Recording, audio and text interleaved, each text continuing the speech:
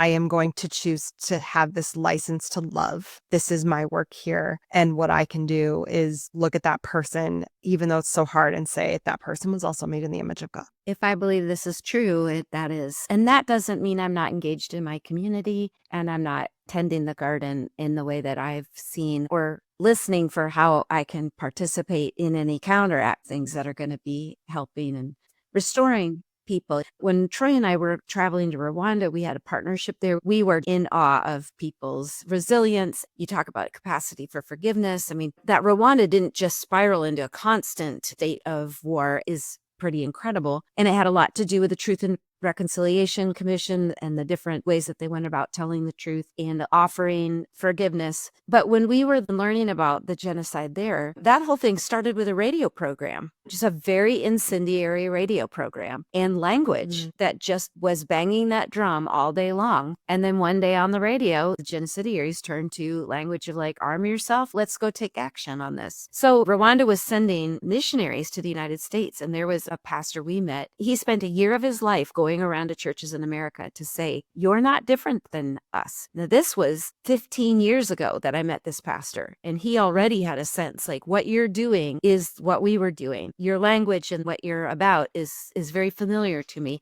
Wow. And he was sharing, you're not better than us and you're not different than us. And this same path, I know where this path goes. It leads to violence. It leads to real violence. So I think what I've attempted to do in this space, even though I have my own opinions and stuff, that feels not neither here nor there. But when the thing is about violence, no, we can't go there where you're saying, if this group of people just didn't exist, then I'd be better off. That's got to be examined every single time. Jesus himself says, like, the Samaritan did it right. The priest, these guys got it wrong. The Samaritan was the sworn enemy. He was drawing the attention to the paradigm of saying this kind of tov, this kind of culture care here, where you see to someone who is hurting, it doesn't belong to anyone. It's God's truth. And Jesus is saying, even here, this can happen. So there's so much work to do. There are many days where I wake up and think the fields are white. And that used to mean one very specific thing to me about evangelism. The fields are white and the workers are few. But I'd say still, right now, the fields are white